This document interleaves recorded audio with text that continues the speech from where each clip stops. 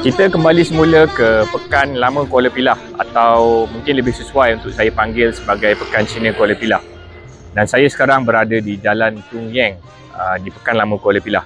Saya akan ceritakan kepada anda mengenai serba sedikit sejarah pembangunan Pekan Lama Kuala Pilah dan berkaitan dengan peristiwa pembunuhan orang-orang Cina oleh tentera Jepun pada 15 dan juga 16 Mac 1942 di kawasan Parit Tinggi. Saya sekarang berada di Pekan Lama Kuala Pilah. Kalau anda boleh lihat bangunan di sebelah kanan saya, kalau sekarang adalah bangunan Pusat Kesihatan Mental Masyarakat Kementerian Kesihatan Malaysia. Tetapi sebelum perang, bangunan di belakang saya adalah stesen polis Kuala Pilah. Dan di sini diceritakan terletaknya di mana kekuatan pasukan polis yang menjaga keamanan di kawasan Kuala Pilah. Dan jalan di mana saya berdiri sekarang adalah Jalan Tung Yeng yang diberi nama sempena Tauke Tung Yeng yang membangunkan pekan ini pada awal kurun ke-20. Dan sepanjang jalan ini, di sebelah kiri dan juga kanan, kita dapat lihat banyak bangunan ataupun rumah kedai yang dibina dan dibangunkan hasil daripada kemakmuran perusahaan Biji Timah, seterusnya digantikan dengan perusahaan getah. Dan saya akan tunjukkan kepada anda beberapa rumah kedai yang masih melaksanakan aktiviti menjual dan membeli hasil getah di kawasan Kuala Pilah ini. Dan bangunan di sebelah kiri saya adalah di mana pasukan polis ataupun boleh dikatakan Kempitai Jepun beroperasi selain daripada bangunan sekolah menengah kemasaan Tuanku Muhammad yang terletak di lebih kurang 3 km daripada sini, di mana berlakunya pembunuhan pada 10 dan juga 15 Mac 1942. Perkaitannya adalah pada tahun 1930-an sehingga berlakunya perang pada tahun 1941, diceritakan bahawa terdapat beberapa spy Jepun yang beroperasi di kawasan Bandar Lama Kuala Pilah ini, dan mereka bekerja sebagai tukang gunting dan juga tukang kedai gambar. Itu adalah maklumat awal yang saya terima. Dan sudah pasti apabila tentera Jepun menguasai kawasan di Kuala Pilah ini, tukang gunting dan juga tukang gambar tersebut kerap kali datang ke stesen polis di sini dan telah menceritakan ataupun telah berkongsikan maklumat mengenai Persatuan Tung Meng Hui ataupun Parti Kuomintang yang aktif beroperasi di kawasan Kuala Pilah itu sendiri.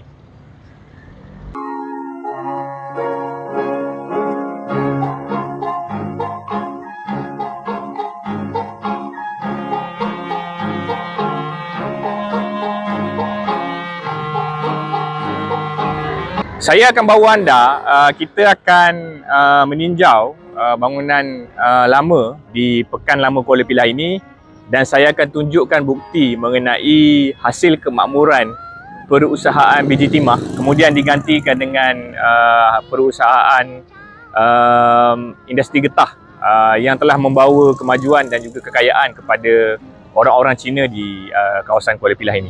Jom ikut saya. Kalau anda semua dapat tengok di sebelah kiri saya, di mana rumah kedai di Jalan Tung Yeng ini telah dibina dengan ukiran ataupun reka bentuk yang juga tertulis perkataan 1930-an.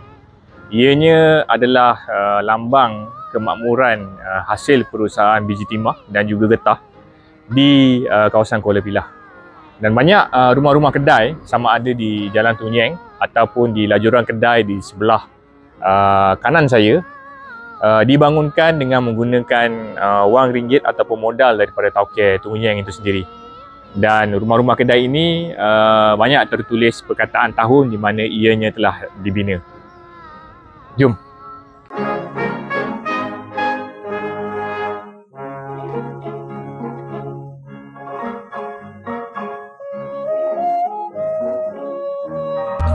Kalau anda semua dapat tengok bangunan rumah kedai di hadapan saya ini, ianya telah dibina dengan ukiran bermotifkan tumbuh-tumbuhan sebagai lambang kesyukuran dan juga terima kasih masyarakat Cina yang datang ke Kuala Pilah dan mengusahakan ladang getah pada awal kurun ke-20.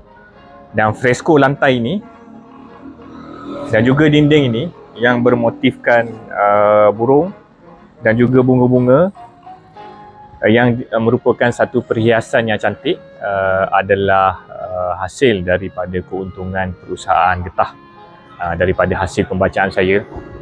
Dan banyak rumah-rumah kedai yang terdapat di Jalan Tung Yeng ini yang masih lagi melaksanakan aktiviti trading ataupun membeli dan juga menjual hasil-hasil getah.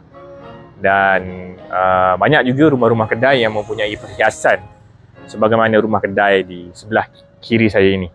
Jom saya bawa anda.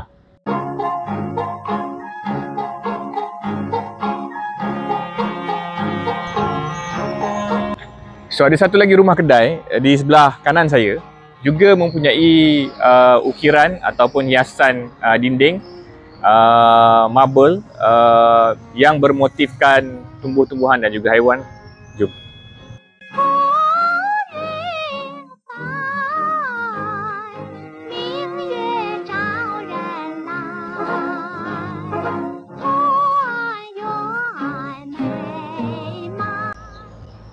Ini adalah salah satu rumah kedai yang mempunyai ukiran ataupun fresko marble bermotifkan tumbuh-tumbuhan atau bunga-bungaan.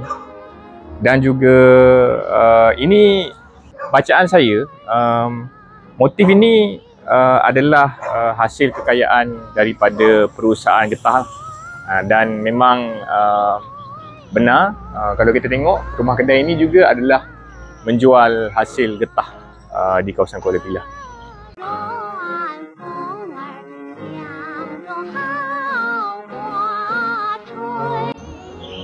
Dan ada satu sejarah yang sangat menarik mengenai penghidupan masyarakat Cina di Kuala Pilah, khususnya daripada etnik Cantonese. Kalau anda boleh lihat di belakang saya, sebuah rumah kedai yang berwarna merah. Sejarah menarik mengenai bangunan ini. Bangunan ini pada awal kurun ke-20 adalah kedai menjual candu yang diluluskan oleh pemerintah British bagi menampung keperluan dan juga permintaan orang-orang Cina di kawasan Kuala Pilah ini. Dan kita tahu melalui penceritaan saya, etnik Cantonese ataupun masyarakat Cina yang datang daripada tanah Guangdong, apabila mereka datang berjauhan daripada keluarga, mereka mungkin memerlukan satu escapism ataupun keperluan bagi melupakan kesusahan mereka di tanah baru.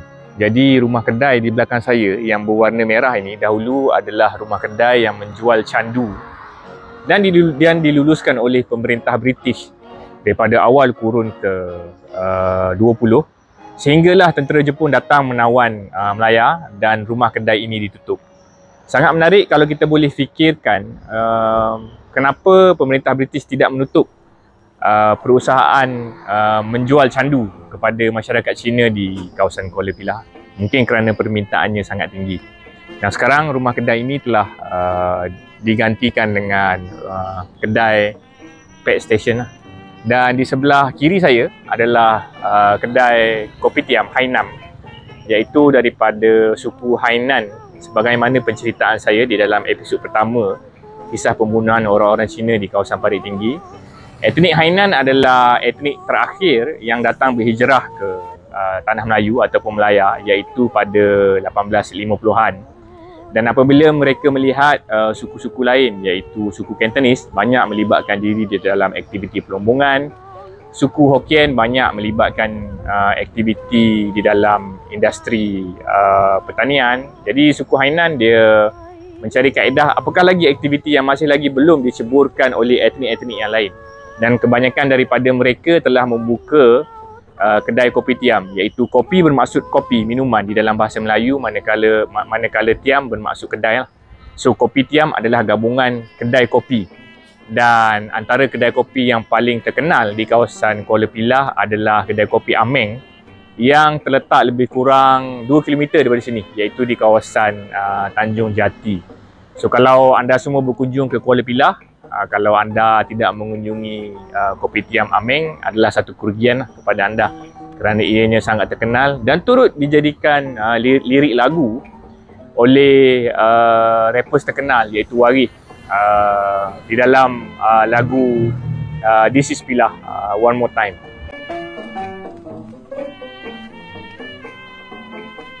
Di belakang saya memang banyak tertulis Jalan Tung Yeng. Dan di sini juga tertulis Jalan Tung Yeng.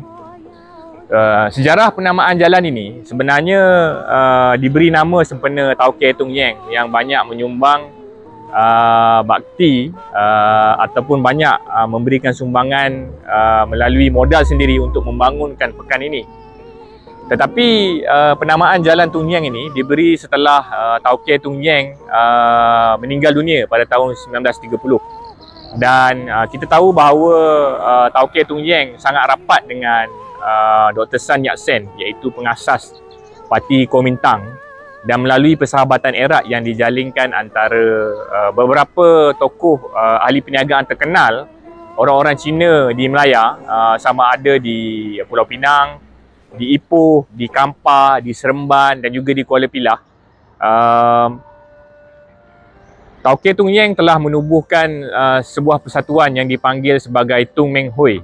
Dan persatuan Tung Meng Hui ini bersifat nasionalis, sosialis dan juga lebih kepada ingin membebaskan negara Cina daripada cengkaman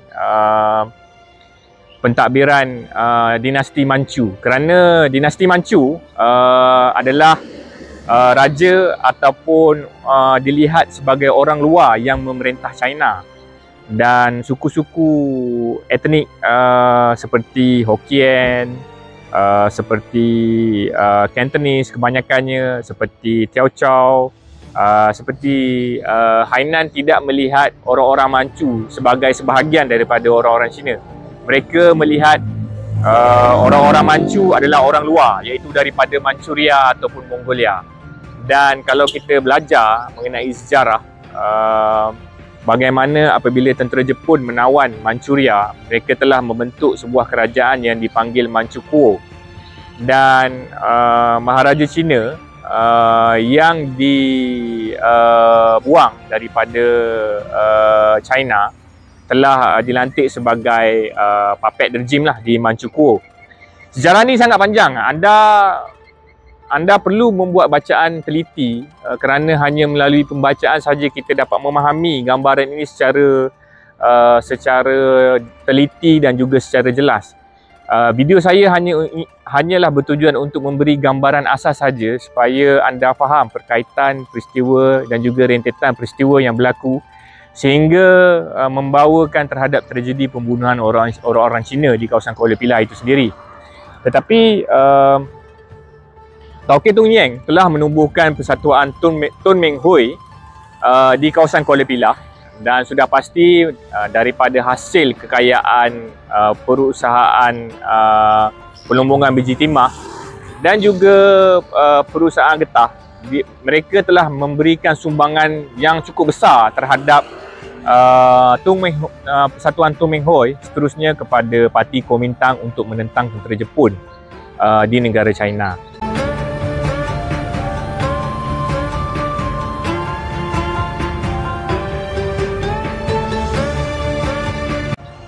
Jadi persahabatan yang erat antara Dr. Sun Yat-sen dan juga Tauke Tung Yeng, apabila Dr. Sun Yat-sen datang ke Kuala Pilah dan tinggal di rumah Tauke Tung Yeng di kawasan yang saya telah tunjukkan kepada anda, lebih kurang dalam 1 kilometer daripada sini, di atas puncak bukit. Dr. Sun Yat-sen apabila melihat kejayaan Tauke Tung Yeng menguruskan lombong-lombong biji timah yang ada di kawasan Kuala Pilah ini, dia telah menjemput Tauke Tung Yeng untuk balik ke negara China dan menjadi pengurus lombong arang batu di negara China lah. Dan dia telah meninggalkan Pekan Kuala Pilah seawal tahun 1920-an. Dan diceritakan juga dia telah meninggal dunia di negara China pada tahun 1930-an. Tetapi bagi mengenang jasa dan juga sumbangan beliau terhadap pembangunan Pekan Kuala Pilah itu sendiri, pemerintah British pada waktu itu dengan kebenaran daripada Yang di-Pertuan Besar Negeri Sembilan, iaitu Tuanku Sir Muhammad Shah, telah menamakan jalan ini sebagai nama Jalan Tauke Tung Yeng.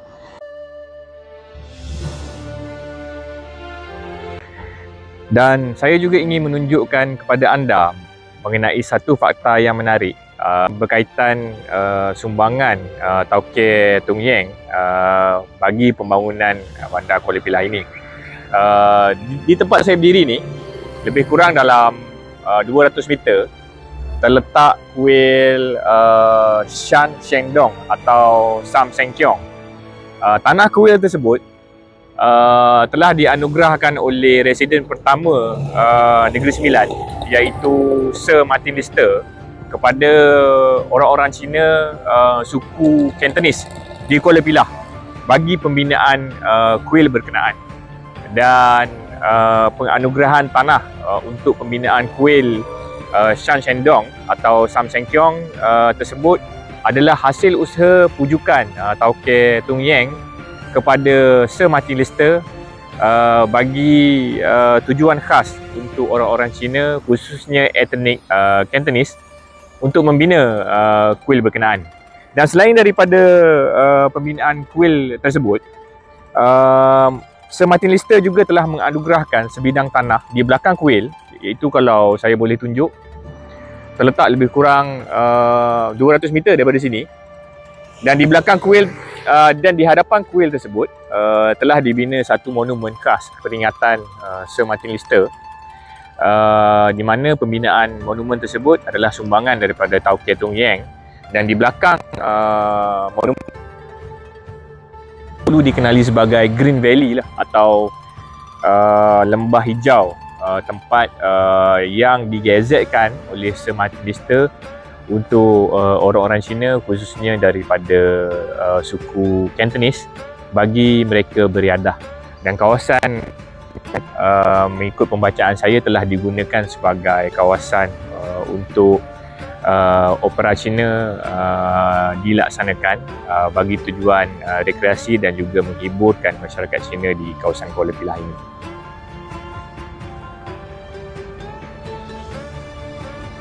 Ini adalah kuil Sam Seng Kiong atau Shan Shendong yang saya maksudkan.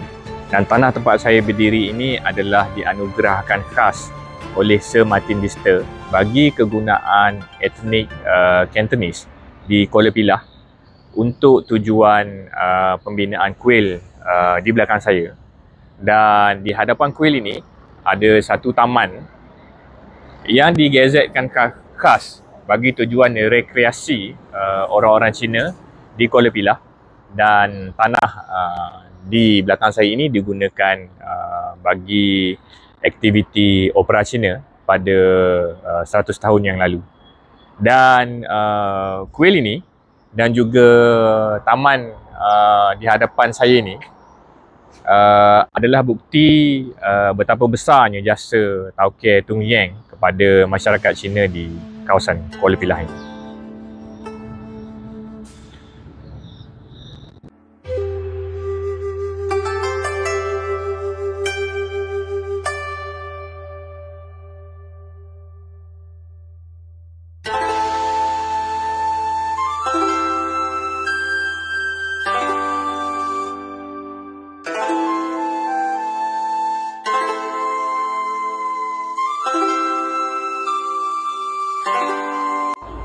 Ini adalah penjelasan bertulis seawal kurun ke-20 atau lebih jelas lagi pada 1897, di mana tanah ini telah digazetkan bagi kegunaan masyarakat Cina untuk pembinaan kuil sebagai rumah ibadat, dan juga sama juga dengan tanah di hadapan saya sebagai tempat untuk mereka berekreasi. Dan saya boleh faham sentimen ataupun bagaimana besarnya apresiasi ataupun rasa berterima kasih orang-orang Cina pada awal kurun ke-20 terhadap residen Inggeris yang pertama, iaitu Sir Martin Lister, kerana menganugerahkan tanah ini bagi kegunaan masyarakat Cina di Kuala Pilah.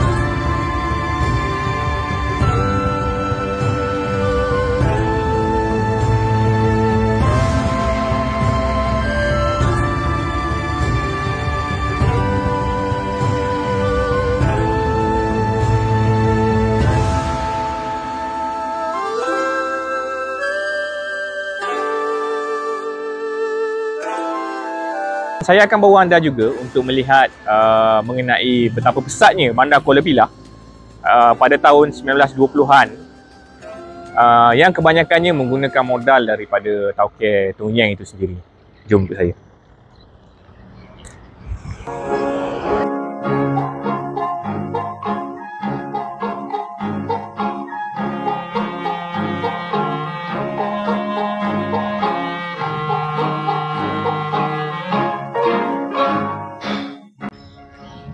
Bandar Kuala Pilah ini, kalau kita boleh bandingkan dengan pembangunan bandar-bandar yang selari dengan waktu di mana bandar tersebut dibangunkan, iaitu awal kurun ke-20, ia merupakan sebuah bandar yang terbesar di Melaya.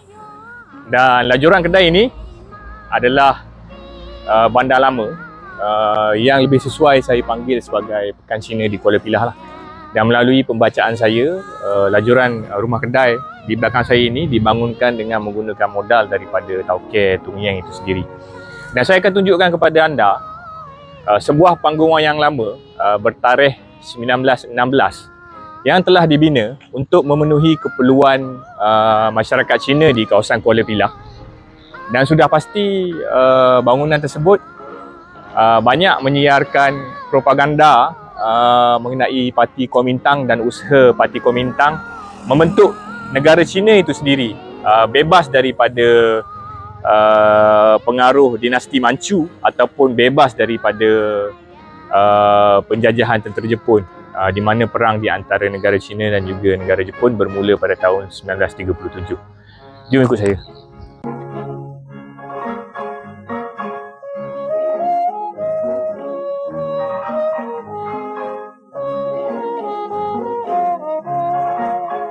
Ini adalah bangunan lama panggung wayang yang pertama di Kuala Pilah, di sebelah kanan saya. Dan masih tertera perkataan panggung wayang 1916 di atas bangunan ini. Ini juga adalah bukti mengenai kekayaan yang ada di kawasan Kuala Pilah, di mana suku kaum etnik Cantonese daripada bangsa Cina datang ke sini untuk berhibur, seterusnya menonton propaganda yang datang daripada China, khususnya usaha-usaha daripada Persatuan Tun Meng Hoi di Nanyang di Laut Selatan untuk membina negara baru di negara China yang bebas daripada pengaruh dinasti Manchu. Seterusnya berusaha untuk bebas daripada penjajahan tentera Jepun yang bermula pada tahun 1937. Dan di antara lajuran rumah kedai di kawasan di hadapan saya ini dan juga di hadapan balai polis lama juga diceritakan bermula seawal tahun 1930-an, perisik Jepun telah datang dan bekerja sebagai tukang gunting dan juga membuka kedai gambar bagi mendapatkan maklumat perisikan mengenai usaha-usaha Persatuan Tun Meng Hoi dari kalangan orang-orang Cina, iaitu etnik Cantonese di kawasan Kuala Pilah untuk menentang tentera Jepun di negara China. Dan saya percaya apabila tentera Jepun datang berjaya menawan Melaya, perisik tersebut di bawah unit F. Kikan telah pergi ke balai polis lama yang saya telah tunjukkan tadi dan berkongsikan maklumat dengan Kampitai Jepun, termasuk yang terletak di Sekolah Menengah Tuanku Muhammad. Dan maklumat tersebut telah digunakan oleh unit tentera Jepun yang ditempatkan di Sekolah Menengah Kebangsaan Tuanku Muhammad untuk datang dan mencari individu-individu yang telah menyumbangkan terhadap war relief effort bermula pada tahun 1937.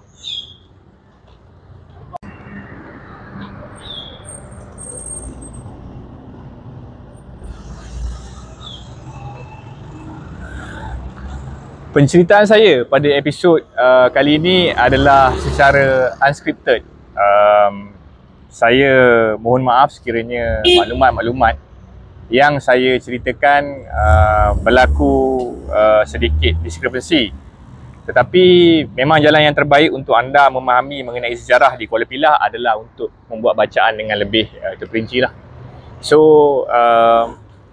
kita selesai di Bandar Kuala Pilah. Seterusnya saya akan bawa anda ke tapak pembunuhan pertama yang berlaku pada 15 Mac 1942 yang dilakukan oleh tentera Jepun di satu kawasan yang bernama Simpa, berdekatan dengan Parit Tinggi.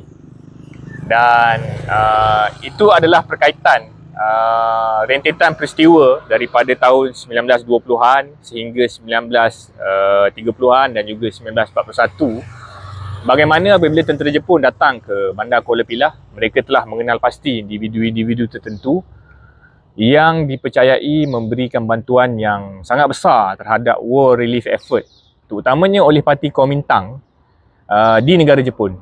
Dan apabila mereka datang ke sini, berbekalkan dengan maklumat dan juga informasi perisikan oleh dua perisik Jepun yang telah tinggal di sini beberapa tahun sebelum berlakunya perang, dan mereka bekerja sebagai tukang gunting dan juga membuka kedai gambar, sudah pasti mereka mempunyai maklumat yang tepat dan cukup untuk menghukum individu-individu tertentu yang disyaki memberikan bantuan yang cukup besar terhadap usaha parti Kuomintang untuk menentang tentera Jepun di negara Jepun. Kita selesai di Pekan Kuala Pilah. Saya akan bawa anda seterusnya ke satu kawasan yang bernama Simpa, di mana berlakunya pembunuhan pertama oleh tentera Jepun ke atas orang-orang Cina di kawasan Kuala Pilah. Kita pergi ke kawasan tersebut.